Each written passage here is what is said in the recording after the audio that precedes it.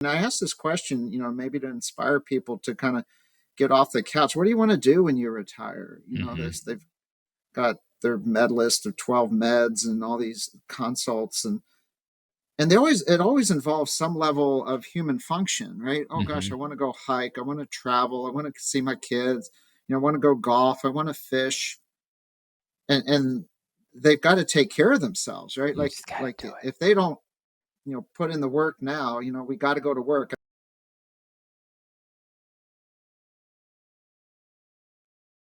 Welcome back to the Protecting Your Nest podcast. And I'm so excited to bring today's guest back.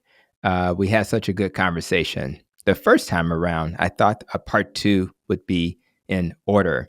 And that's Dr. Mark Cucuzzella, a renowned physician and advocate for metabolic health and champion for healthier food systems. He shares his powerful insights on topics ranging from metabolic health crisis to actionable ways to reform our food environment. And he's really doing a good job getting this message out. If you didn't listen to part one, I encourage you to check it out. We walked through some of the challenges Dr. Mark faced dealing with some childhood obesity issues, his vision for systemic change in health policy, and his work with community-based solutions like the physician's pharmacy, which is something we're doing in our health system as well. In part two of our interview, we're diving even deeper into some critical issues we couldn't cover last time. So sit back, grab a little coffee or tea, some water, or anything that'll get you to relax, and let's have some more conversation with Dr. Mark. So Dr. Mark, thank you again for carving out some time. Shout out to your wife and your family again for lending you to our podcast for a little bit. But thanks again for coming, my friend. Oh gosh, my pleasure. We had a great conversation. It was a Saturday morning last time. Now it's a cold Friday, after work for you, but I'm coming off a little holiday, so got some Nice. hot tea here and That's in a right. good mood. So we'll just Let's just keep the flow going. keep it going. That's right. And one of the things I always wanted to do is spent some time in the military. It didn't quite work out, so I never entered the military, but nothing but respect for those who serve and protect our country. So, you mentioned the high rates of obesity among active duty troops and veterans. What systemic changes do you think are needed to address this in the military? You would think they'd be the super athletes, but things are changing. So, how do you feel about that? Oh gosh, it's a loaded question because I think things are changing from before they enter the military, because, you and I were, I think last time we chatted, we're pretty similar age. I'm Yep. 58. But Yep. you're 56. younger than I am, Yeah, just a little 56. bit. So you're the junior member here. But yeah, everyone in our high school class, Tony, could have enlisted, right? Like we were all Oh, yeah. fine, okay. None of us dieted. There was no websites, no low fat, low carb food. We just ate food, That's and right. we were blessed. And a gift from our parents was we were delivered to adult life as mostly healthy humans. Probably a little a little emotionally broken. I went to Catholic school, so you know I'm sure you had some discipline in your life, Oh, but yeah. we had those issues. We had reasons to join the military, which and everyone has a reason to join, and it's our emotional brain. So I joined. I wanted to serve, and I needed money for school, so that combination was, it sounds like a good thing to do, right? I want to serve. I want to wear a uniform, and I was always a disciplined person, and didn't have money for med school, so it seemed like a good idea at the time. I think anyone who joins the military, it's kind of an emotional decision because we're young, we're in our teens, we're in our early That's right. 20s, we're not thinking rationally about things. But now it's different, and Dr. Jeff Volek, who's gosh, I'm humbled by his presence to be able to be on an article with him. He's published 1,000 articles in metabolism, low carb space. So he and I Mm-hmm. put an article out on the Hill, the journal called The Hill. This Mm-hmm. was a couple falls ago. The national security crisis no one is talking about. So only 1 out of 4 kids now in our local high schools, probably you in Chicago, me in West Virginia, is medically eligible to enlist. When you and I were in school, it was probably 90%, maybe someone had something congenital or something That's right. visual, but so wow, it's already starting.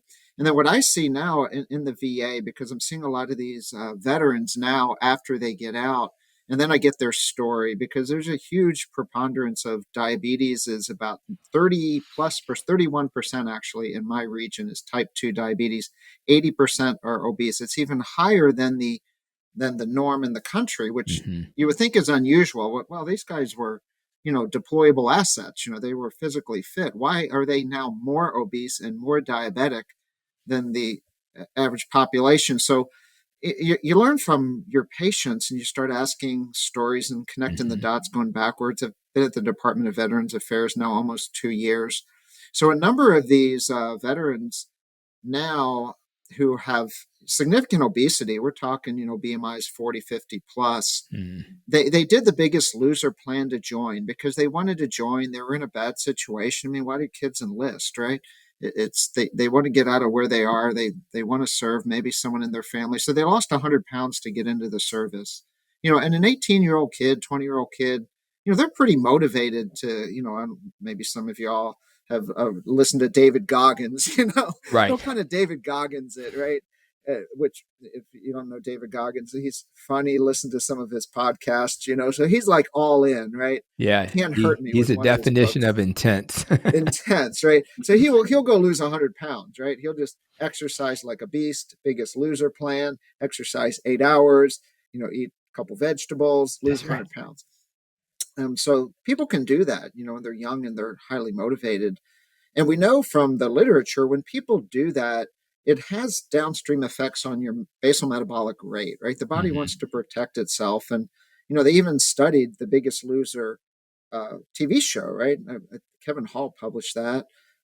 600 calorie per day difference 6 years after the study. So after the people ate less and exercised more, too extreme, for yours and my entertainment, 6 years later, their basal metabolic rate was somewhere like 550 to 600 calories a day less.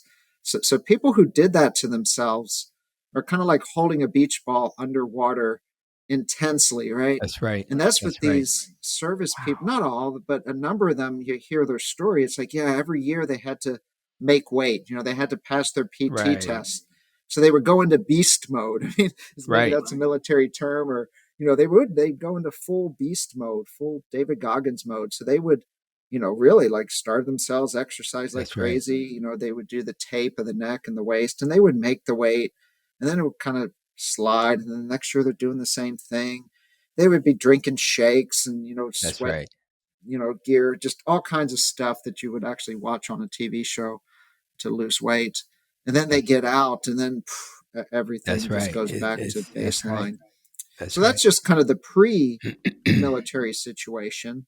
And now even the Army is addressing it now with these pre boot camp, right? So, Hmm. Army Basic or Air Force Basic, but I think Army is the only service that has the program. They have a pre basic training boot camp to try to get people into shape and meet the standards, because the recruiters will recruit them, sign them up, and they meet their metrics. But wow, this kid's not ready yet to That's right. enlist, right? They're going to show up at basic and get sent home. That's right. So they have, almost like a, football camp, right? So before they would go to basic, they would go to camp and, lose the weight, get fit. So we're seeing that now as, that didn't exist when I joined in when did I join? 1988 was when I joined, and did 29 years in the Okay. Air Force. So the kids who they're already set up to fail based on what they're eating. This was our episode Yeah. one, what they're eating in high school now sets them up to fail.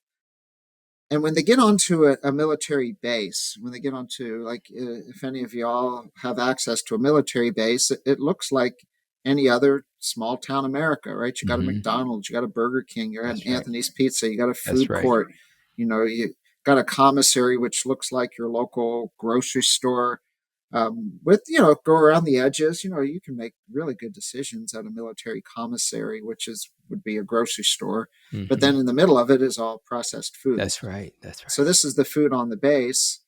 And then, okay, then let's take them down range a little bit. And they eat what are called MREs, which are called meals ready to eat. And Hmm. these are the things in these kind of plastic packets that would survive to the next millennia, right? Like, oh, geez. But the purpose of those meals, and, Ansel Keys, who's probably not one of our favorite people on this That's right. podcast, he developed what are called the K ration. So a lot of this, early processed food was really, how do you feed, World War II soldiers, calories, Right.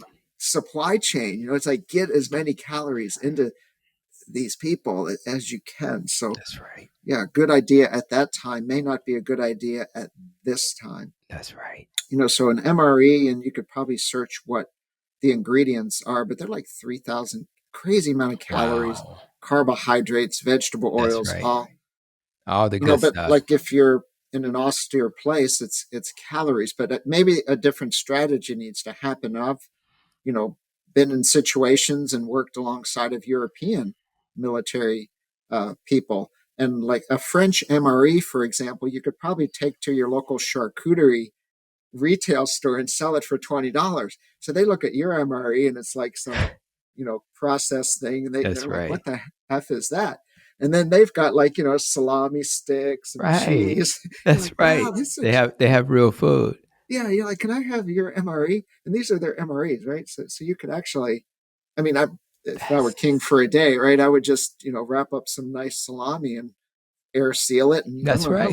how long can salami stay like air sealed? And That's right. like pretty long time, I think. Probably so. A lot of things will last a long time. Everything you're saying is Yeah, that's just salted. Maybe not the cheese as much, but right. the I just salami I sticks. think there's a way, right? There's a way for them to figure it out. And I just, all of these problems that they needed to solve would have been much easier to solve if they knew about metabolic health. I mean, we talk about the need for a metabolic revolution and why the metabolic is so important because people just don't have basic understanding that me focusing on the biggest loser model of just exercise until you drop dead is much less effective than the model of just eat the right foods. Even when you talked about the need to reduce your calorie intake because your metabolism has changed.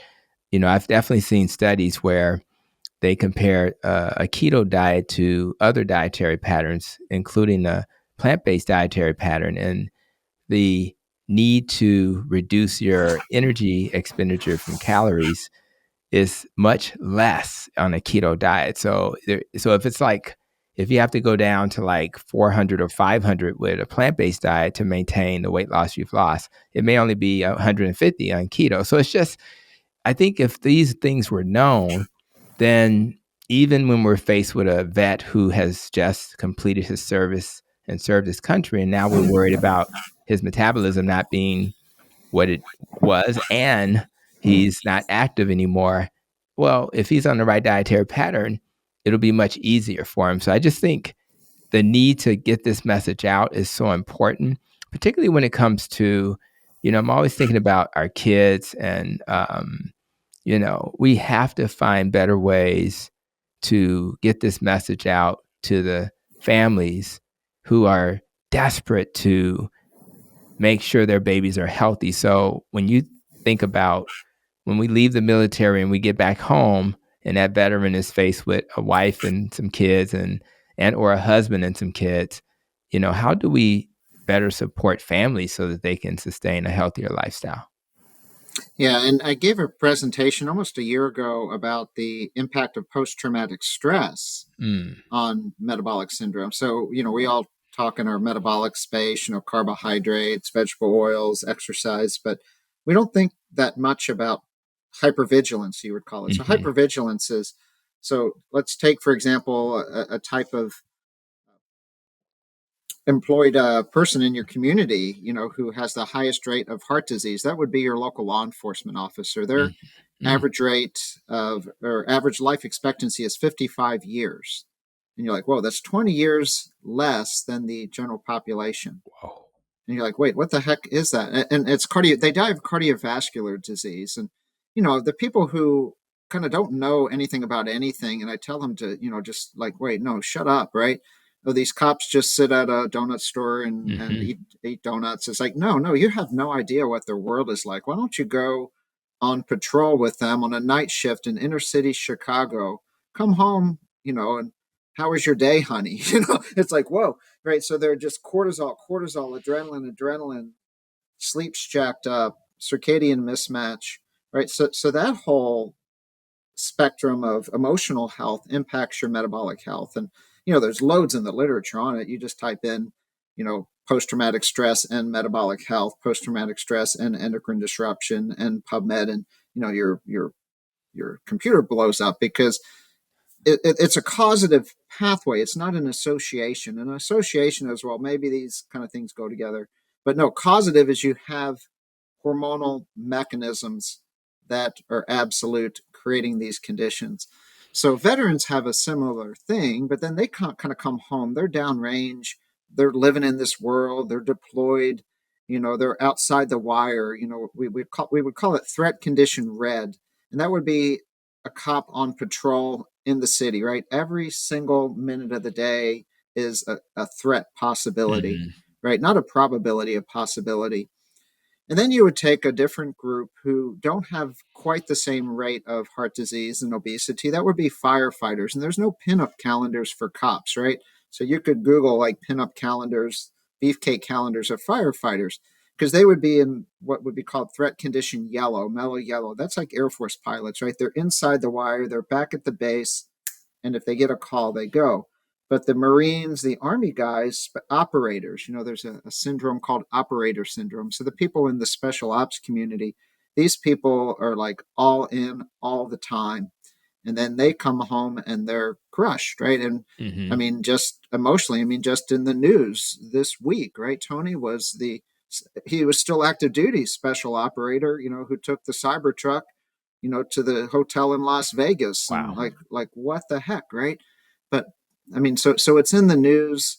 Um, we're still figuring that out, but I see my whole clinic are post 9/11 combat vets, so they're all combat vets. So we see that connection a lot. And in my database sheet, I actually have the prevalence of metabolic health to whatever mental health condition, and there's a huge correlation of those two conditions, which we have to kind of sort out because they're in a job that's going to create that That's right. emotional condition. So then when they get home, how can we kind of support the whole person, support their emotional health? I spend a lot of time with my patients going over why that, and it gives them credibility. They're like, well, Hmm. I know it's not me, right? Look, no, it's not your fault. You're not broken. We can help you. I understand this. And it actually like calms them down and you can That's have a good right. conversation, right? So I'm not here to argue with you. I'm here to help you. And I understand that this is real. Now let's talk about how to help. So we have really That's good right. mental health services in my facility, and we work collaboratively to help folks with that side, because I actually have a little poster in my clinic. Our mission here to is restore your warrior physical and metabolic health, or Mm. the metabolic and emotional health. Okay. So we want to restore it. That's really powerful. I was just talking to some leaders with Advocate Health, about what's going to happen now that we have, you know, promised the South Side of Chicago $1 billion to build a new hospital and maybe 10 clinics embedded in things like YMCA's, et cetera. But one of the things I talked about was it's all about understanding why people struggle. And obviously, people with a military background have struggles I can't even imagine. Uh, the people on the south side of Chicago who uh, didn't even go to the military live in what feels like a war zone, right? No, So, probably very, very much very, so. I yeah, mean, it's, you're there's hyper no, vigilant to go get a that's quart of right. milk, right? In fact, I used to do real estate, and when you drive through, if you're buying property, the real estate people know that you try to buy property in the summertime because in the wintertime, if it's 20 degrees outside, you really don't understand the neighborhood because people may not be out, in a way. But man, in the summertime, you'll see what you need to see, sometimes it feels like a jungle. So I just think as clinicians, as family members, we have to understand uh, a little bit of why people struggle, but more importantly, how do we make sure they get the support they need? So if I'm a dad trying to be a parent, I need to understand, and my spouse needs to understand that I may struggle being a parent because I have all of these other things that are going through my head. So it sounds, and I would argue that most people, rather they've been through a war situation or in the military in general, just being prepared, like you said, being ready, right? I think we all need somebody to talk to. I think we all need, at the minimum, a life coach, just to kind of help navigate, because life is just not easy. I mean, I could literally be hearing about the fires in California, and it may touch me in an emotional way to the point where it affects my ability to go to work and do my job, because I'm thinking about the friends or family or just people in general who are suffering and losing their homes. And so it's just a lot of things that make us struggle. And that's why I think this ideal of achieving metabolic health is helpful, because when you are not insulin resistant, you're more resilient. And I know we kind of teed up some, dietary things, but when you're thinking about helping people achieve metabolic health, as we have this metabolic revolution, what interventions should the average person understand are the levers they need to pull to achieve that? So what comes to mind? Yeah, I mean, I think each person has their own kind of deck of cards of what things are That's right. broken. And like I have a handout, and Dr. Chris Palmer was the one who helped create this handout. It's like a checklist. Hmm. And the first thing that is on that checklist is, in Japan, they call it ikigai, which is, why do I wake up in the morning? So yeah, what's your sense of purpose? And like a lot of folks come back, right? They've had this brotherhood, that's why like people miss, they want to go back down range, right? They're they're here and they're like, why am I here, right? Like I'm working at a whatever job or not working at a job, and they're like, I want to be back over there, they were my people. So they don't have a sense of purpose. So, and sometimes it takes a bit of time to find that, but if they Hmm. haven't found that and I want them to give up bread, I'm probably wasting my time. Yeah. Right. So it's all the basic things, Tony, you and I talk about. So sense of purpose, number one, then just eat real food. Right. So I just get rid of boycott processed food, right? Boycott Hmm. sugar. Alcohol is a big issue. So, Yeah. is that if there's an elephant in the room and they don't see it and I don't see it, we both might as well get out of the room. So I actually pull out this sheet and I could share it with you after this. And Chris Palmer and I did a blog and we connected the sheet. But so, yeah, sense of purpose. What are the levers, right? Alcohol use is a Hmm. big one. Other substance use, that people get hooked on painkillers. The diet, and then sleep and sunlight. The prevalence of sleep apnea amongst service members is crazy high, and even in the ones who don't have sleep apnea, just disrupted sleep. Hmm. So you know, most of the time we're not even talking about food yet. Right. They're like Right. all these other things, and then That's there's that's sunlight and there's movement. All those things. These were fit people. They like to exercise and they like to move. So it's not like a big Mhm. lift to get these folks, but they're kind of broken. Like a lot of vets come back and their back hurts, their hips and knees. So I give them permission. Look, you don't have to, CrossFit it, David Goggins Right. style. Look, just move. And most of these guys, they're walking mechanics are so messed up because of such spinal issues. So I actually, get on the floor with them, get out in the hall, just get them basically moving, opening up the upper body, getting their hip extension, so kind of almost like chiropractor style, That's in a right. primary care office, looking at why do they hurt? Because, you can't just whack them all every single joint. You got to get them to move well. But convincing them about diet's actually pretty easy when you attach it to inflammation. Most people, by yourself included, Tony, feel better when they eat clean. That's right. Yeah, definitely. And they Yeah. feel better. 1 pound, and this is in the literature, 1 pound, off of your belly is 4 pounds across your joints. So we don't need to lose 50 pounds. That's Let's just amazing. get 5 pounds That's off your right. belly from the food. And now you've got 20 pounds less stress across your hip, your knee, and your lower back. That's a video. I'm gonna make a video about that. Just hearing you say that is shocking. Like, that's amazing. Wow. I love that. And I you said ikigai, right? Was the wake It's a up. Japanese term, and it's basically. I mean, in Japan, people don't like retire. I mean, you may leave whatever your job is. Like you and I will probably stop practicing medicine one day, That's but we're right. not going to sit around and play video games. No. I can see you doing something, right? That's right. That's right. Right? Like you got a reason to wake up in the morning. I can't, sometimes last night I was thinking about making a video about the Sydney Heart Study, which is one of the studies that was, hidden during the Ansel Keys days. And I literally just was anxious to get up just to write some notes about it. Right. So I think you're right. Having a sense of purpose is a game changer. And I just think knowing why you are waking up, which is why I love Ikigai, is so important. I think everybody should pause at some point, even if they have to pause right now, put this on mute, pause it, whatever, and just ask yourself, do I know why I'm waking up every day? And if you know what that is, and you can, that's why I'm so excited about my health system, because if I can, I'm doing my job as a doctor, right?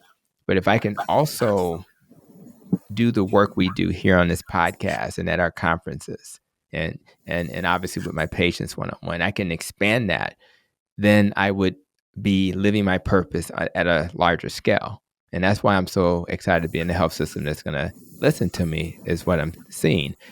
And I just think everybody should do that. And but I know one of the things for you is you're one of the guys in the low carb scene that has a reputation for running, right? And sometimes I have people in my tribe who are running marathons, but they're still obese, which is really interesting to me. So some of it makes it clear that, and I know they're not doing the diet part right, right? So I know, and I don't know if that, but there may be other factors. So, but just understanding how things have evolved. I don't know. I know Professor Tim Noakes and others have evolved in terms of how they see their diet.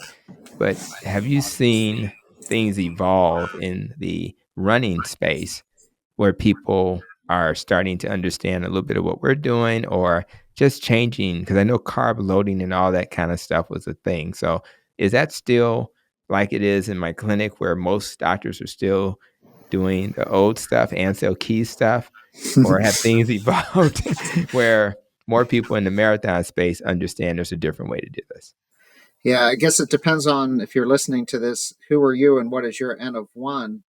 So if you're an 18-year-old on the college track team, lighting matches, running a lot of hard interval training, highly insulin sensitive, That's right. yeah, you can burn through the carbohydrates and they're going to That's give right. you immediate energy, but that doesn't preclude you eating a normal healthy diet, because your protein needs, like when I ran in college, we didn't talk at all about nutrition and protein needs and muscle repair. And now colleges are talking about that, because there's fuel, and then fuel can be carb or fat, but the protein is the building blocks for our muscle repair. And if that's like non-negotiable right there. But we were all hurt when I was in college. I think it was just, you're just one workout away from an overuse injury. If we knew more about diet, would that have been different? I don't know. You can't go back, gosh, over 30 years and then redo it, That's right. hit reset. But we would eat more carbohydrates than anyone could possibly eat. Being on the college track team, we would run 80 plus miles a week and then strength train and all this stuff. But I was definitely, thinking back, I was protein malnourished, because we would just eat the carbs, because that's what we Right. thought we should do, and probably wasn't meeting my protein needs. But if you go out to like your local now, like local 5K, they don't look any different than the people just walking around your mall. They just happen to sign Hmm. up for a 5K. So it's not like those people are different and healthier.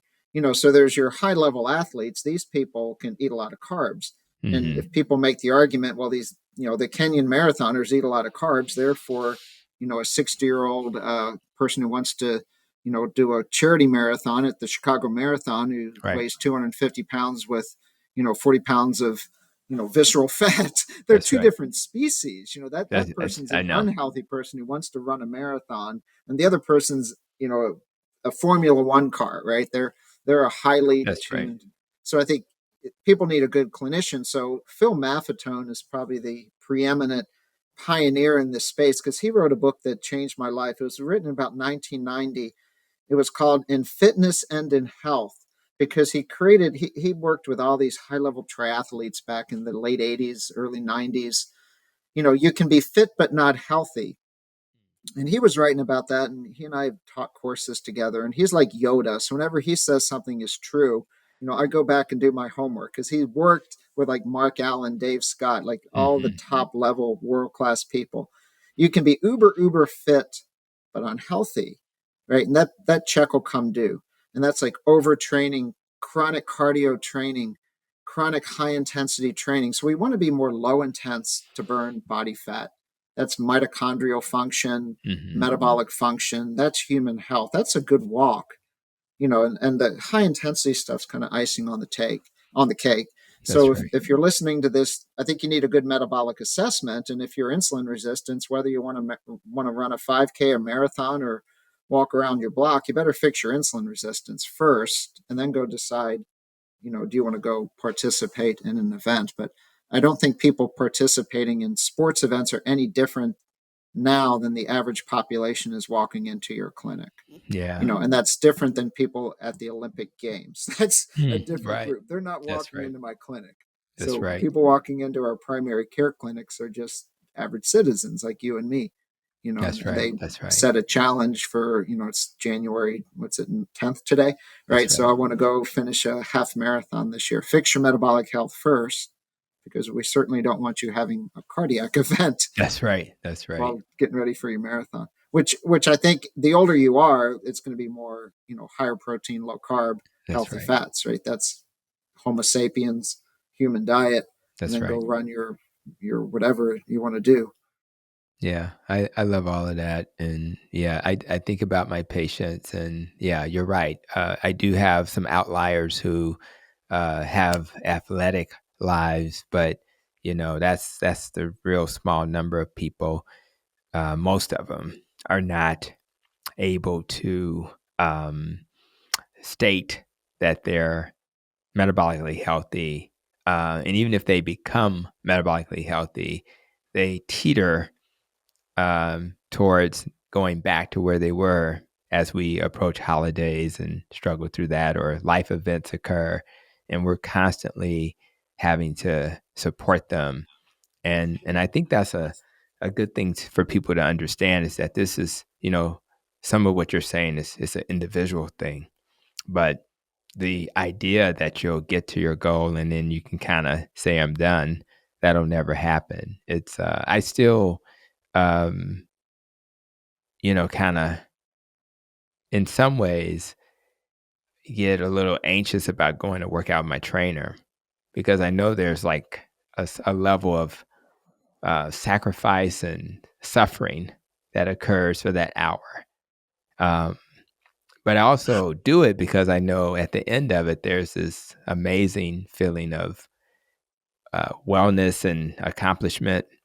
And I think people need to be aware that suffering is sometimes necessary to get to where you're trying to go in life. So be comfortable with that. Understand it's going to be there. But hopefully, if it's also helping you wake up and live your purpose, that'll make you want to suffer. Because I'm telling you right now, it's easier to wake up when you're metabolically healthy. It's easier to walk towards the things you want to do in life when you're metabolically healthy. It's easier to have enough left in the tank to hang out with your kids, which is what we're going to do tonight at a Bulls game, Chicago Bulls game. And Nice. then have something at the end of that to say, "Hey dear, we're back," and I can actually say, "How did your day go?" And if you're And listening here too, have in your office, so right next to my wow. office here is a That's 30-pound kettlebell. So that's maybe I right. should No, There you you don't go. need a lot of time.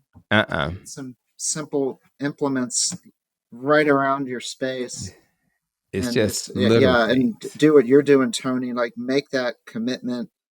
I strength train like you do. Us old men here. On the other side of 50, That's right. you're muscle centric. Dr. Gabrielle Lyons is spot on, right? So muscle centric. If your muscles work, everything else takes care of itself, That's right. right? It does. Glucose metabolism, you can get yourself up off the floor. And I've never met anyone who's retired. And I asked this question, maybe to inspire people to kind of get off the couch. What do you want to do when you retire? Hmm. They've got their med list of 12 meds and all these consults, and it always involves some level of human function, right? Oh gosh, I Hmm. want to go hike, I want to travel, I want to see my kids, I want to go golf, I want to fish, and they've got to take care of themselves, right? You like just got to like do it. if they don't put in the work now, we got to go to work. I think we even used that term in the first podcast. That's Okay, right. if you're going to get well, we're going to go to work. Your That's trainer, right. Tony, we're That's going to right. work today for an hour. We're going to work, but they've got to go to work. Like there's Got no to. free ticket here. No. Those bulls, those guys are going to work and they recover. They go to work and then they That's recover, right. right? They That's right. recover. I'm guarantee you they're eating some high protein foods. Get Dr. Kate Shanahan on the show, right? That's right. That's right. That's Dr. right. Kate and Grass Fed Tim, back in the early Laker days. Now every team has a Dr. Kate, who travels and pre-deploys, with the NBA teams, when they're going to show up in Chicago, they go to the hotel that the team's going to stay like 2, 3 days before, and they go shop with the chef. And okay, Yes. they want meat on the bone. So then when the team comes back after the game, they're They not got just making it up. Like they went to the best butcher, no kidding. That's what I'm talking about. Life just requires a level of planning and thinking about things, and it's okay to do that. It's not. It feels like work, and there's a level of work that it is, but the return on investment is just so huge, and you just don't want to show up in the city having not planned with some there's 400 or so players in the NBA, and they're, top athletes, right? So we should treat them like top athletes. We should, you know, if you have a $250,000 car, you probably need to treat it a little different than the $25,000 car. That's just life. So I just think that's really important. And you don't want your top athletes to eat processed food if you can avoid it. And that's one of the things that we're still having problems with in this country is processed foods. And a lot of times, I know you've highlighted the detrimental effects of processed foods and the things you've shared. And so, how do we educate people and get this message out? Because it almost feels like, duh, but yet I'm not sure people always fully understand what we mean when we say processed food. So how do you make sure people understand what that means, and how do you educate people when it comes to that? Yeah, it's such a confused term now, and I've listened to like Dr. Robert Lustig, and a Dutch guy just wrote a book, ultra processed, something ultra processed. We could share the links, but I think the term processing, that's not necessarily a negative term, right? So Right. you could take an apple, That's right. right? So okay, I can eat the apple. Okay, so next level, I can cut it into slices and give it to my kids. That's like a Nova 2, right? Right. Then I could take that apple and kind of, my mother made amazing applesauce, right? Which Hmm. had nothing but apples and cinnamon. She didn't, maybe a little pinch of sugar. So That's that would right. be processing. As humans, That's we've right. always processed foods, right? Like I don't eat the meat raw, Hmm. you cook, if you're going to eat potato, you cook it. They're single ingredients and you're cooking them. You're taking single ingredient foods and making it easier to digest, maybe a little tastier. But the ultra processed, I think we need to understand what that is. So you've got, like, let's just use the apple. You've got an apple, you got apple slices, you got apple sauce, Hmm. without a lot of high fructose corn syrup like you would get at a grocery store. And then you could have the apple fritter at whatever fast food restaurant. Right. So that is what we're talking about, Tony. That's right. That is the ultra processed food. Is something that like has the ingredient lists and is shelf stable, and has all of these, obesogens, right? All these chemicals in there and artificial sweeteners and, vegetable oils. So that's ultra processed. And that's why I think like the USDA, even in the current dietary guidelines, they kind of skirted the issue. They're like, there's not enough Mm-hmm. evidence, to suggest for or against processed foods because I don't think we know what it is. So I think we somehow have to define better what it is Yeah, that's nefarious or dangerous to our health, that's because right. we're always going to make foods more palatable, easier to eat, Of course. prepare them. We don't want to be chewing raw vegetables all day, right? That's really not what our GI tract is designed for. We invented this thing called fire, which separates us from other species. Yeah, it allowed us to eat foods differently, That's right. to cook them, especially some of the starches.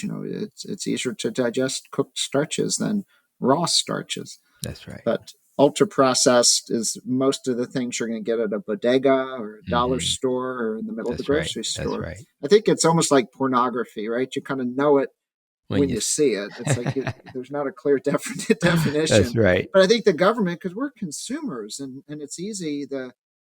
We've talked about, amongst political groups, front of the label packaging, right? So and other some of the South American, Chile, Brazil, have front of the label packaging. So front of the label packaging in America is, whole grain, organic. Pick up like Fruit Loops; it'll be loaded with vitamin C, and it's Right. got all of this like greenwash. Then they'll pay the Heart Association to get the heart healthy little label on there because there's no fat in there, and they fortify it with some whole grains. But we need more honest front of the label packaging so people, consumers, can make wise decisions about what they're putting in their body. And politicians and doctors need to talk about that. It needs to be in Mm-hmm. every waiting room of a pediatrician's office, so people can educate themselves, because the doctor has 10 minutes with you and they're there for the medical stuff. And somehow the doctor is the one who's supposed to teach all this in their 10-minute visit. And it's not real. So society and culture and schools and parent groups need to be the ones teaching this until policy changes where you put the stuff. When you and I were in fifth grade, Tony, you and I could go to a 7-Eleven and buy cigarettes.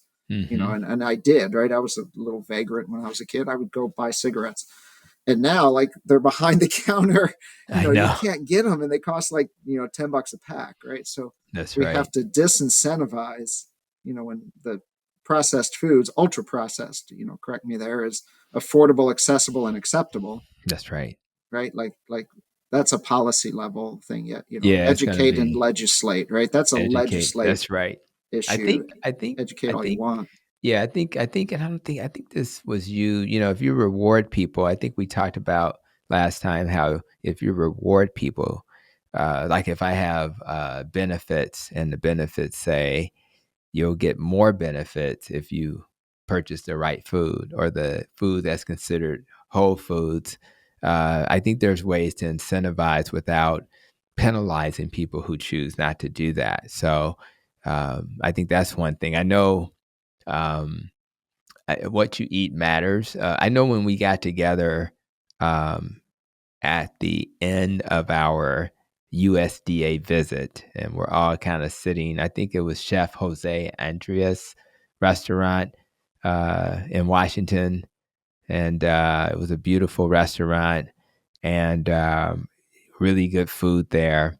And it's funny because as we sat there and I looked at the menu, it was really quality stuff. Probably wasn't seeing much that was processed, but I also noticed as I sat at the table, I think, and I'm not sure if you were the one of the people with the Oura ring, but we started talking about the Oura ring, and and I actually have it on my finger now because I shared that I didn't know what I was going to get for my gift.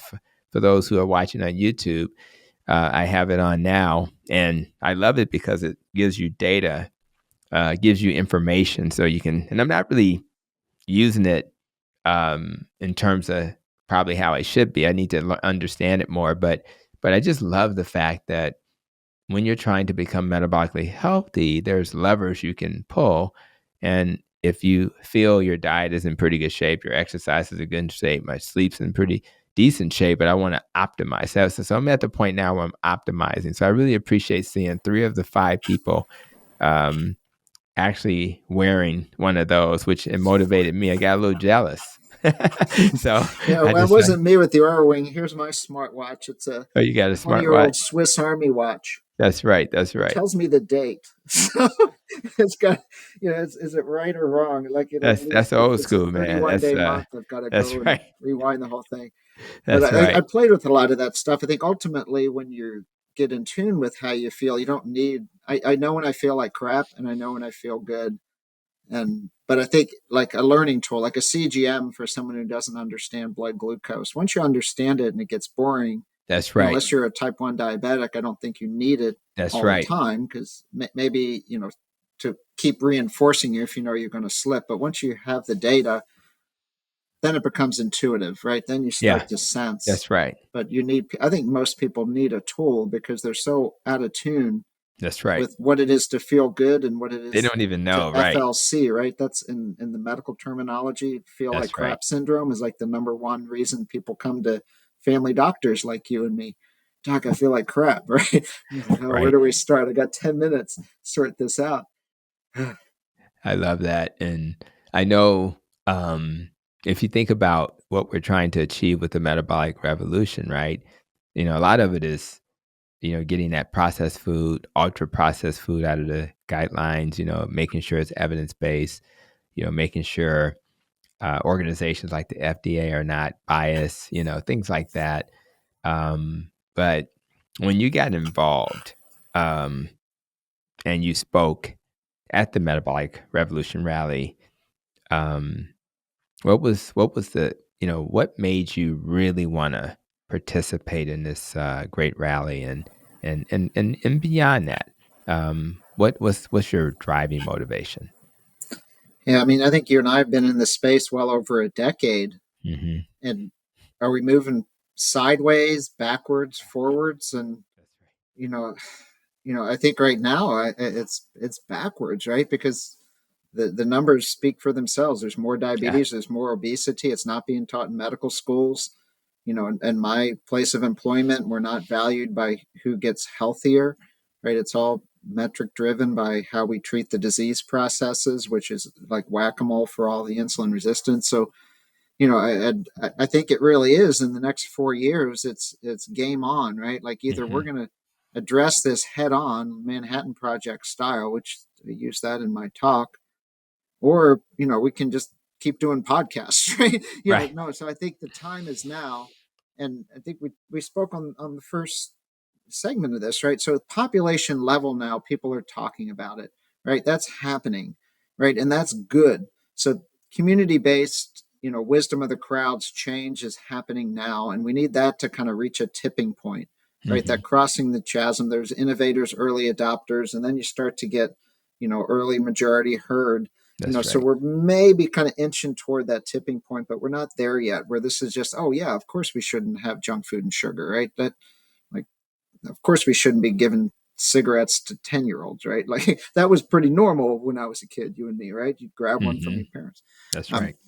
but then you got to legislate, right? So changing laws, changing dietary guidelines, getting junk food out of places where kids and families shop, right? Incentivizing healthier food, making this an affordable choice, incentivizing farmers. There's so many legislative areas that are going to take. I mean, I think 4 years is a start, but Hmm. maybe if we get the right people in the right seats on the That's right. bus, That's right.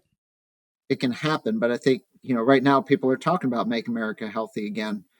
4 years ago, 8 years ago, 10 years, no one's really talking I about that know. as a That's right. national platform, That's which, right. may have influenced the election outcome.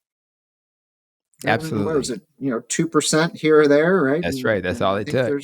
that's all it took, right? So I don't know that, but I think it did in some ways because that's what a lot of people were talking about the last two That's weeks right. before the election was, geez, like That's healthcare's breaking the bank, right? So we need to fix this. got to fix it. That's why I Got to was fix it. excited It's about. bipartisan issue. It's I'm purple. I'm excited.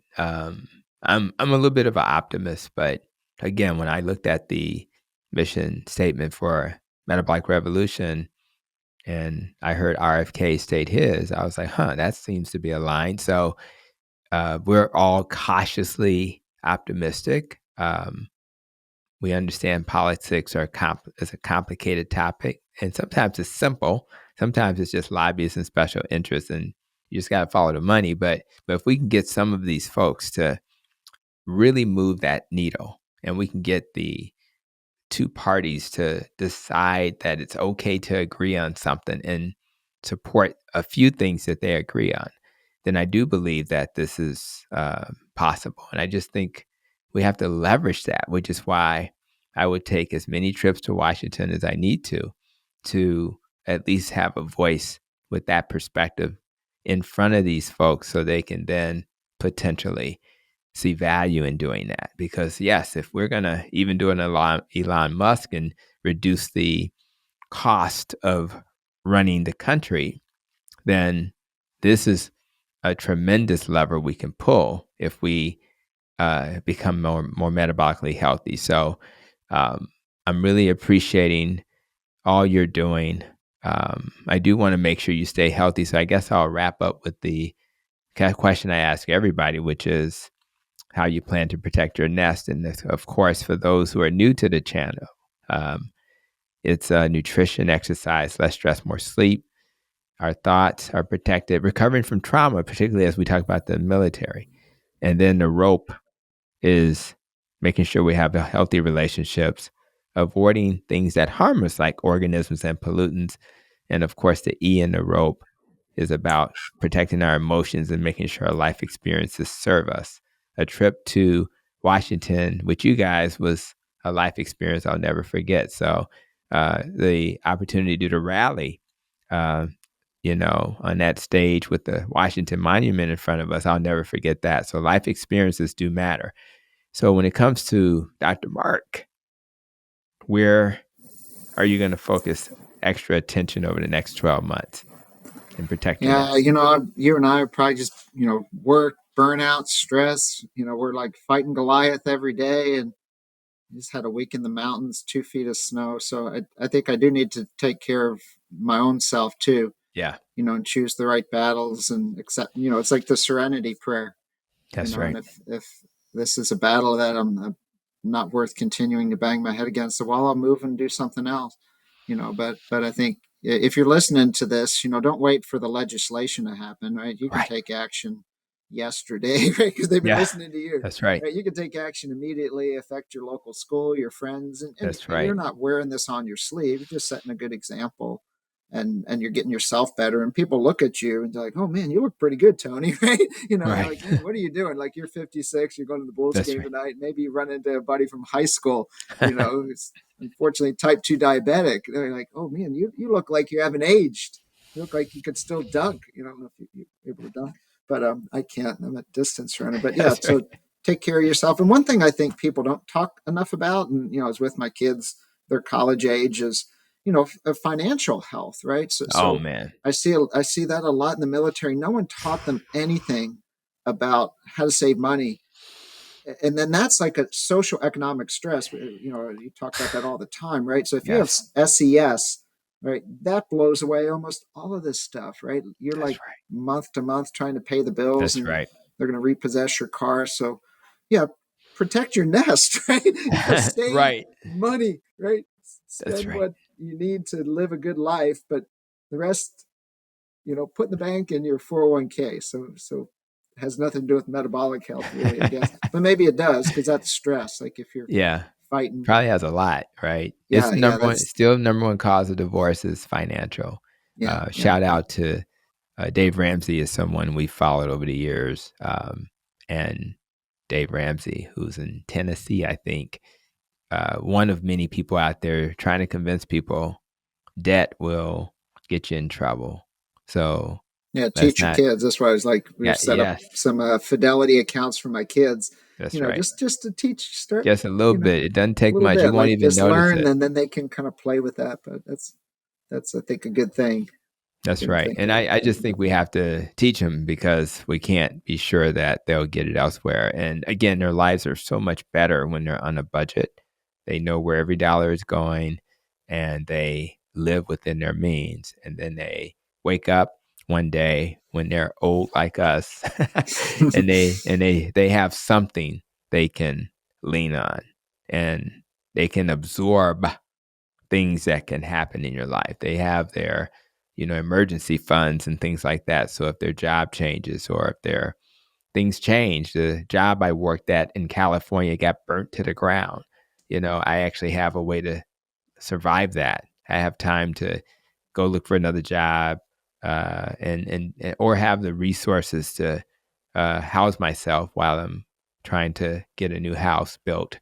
So, so I think I do agree with you. And yes, whenever you search nest egg or anything, if you do nest search, it won't come up with Dr. Hampton. It's going to be talking about money. So yes, so it's all good. But I do appreciate you, man, for giving us a little bit more of your time and brain power.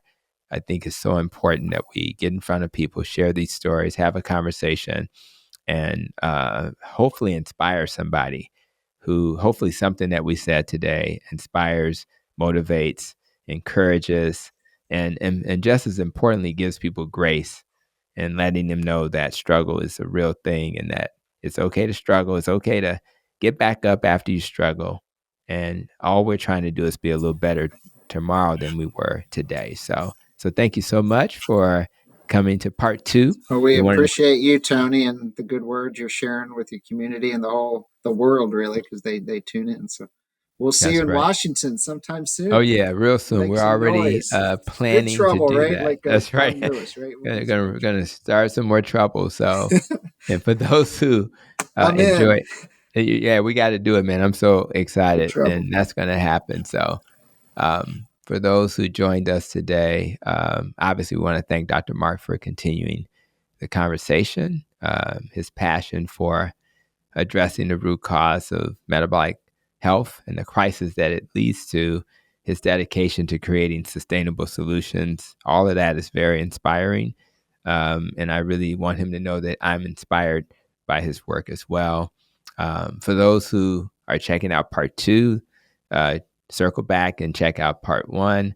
I think you'll enjoy that. There's some foundational insights that Dr. Mark shared there. And as we close this episode, better health begins with awareness, with small intentional steps. We talked about just taking one step at a time. So if you know somebody who's trying to take some steps and need a little inspiration, share this episode so they can hear what we're sharing and maybe learn from it and hopefully be inspired. And hopefully we'll help them take that step, that first little step towards wellness. So thank you again for caring about yourself and just taking the time to listen to health related conversations. And until we have another conversation, continue to be safe, be well, and continue to protect your nest.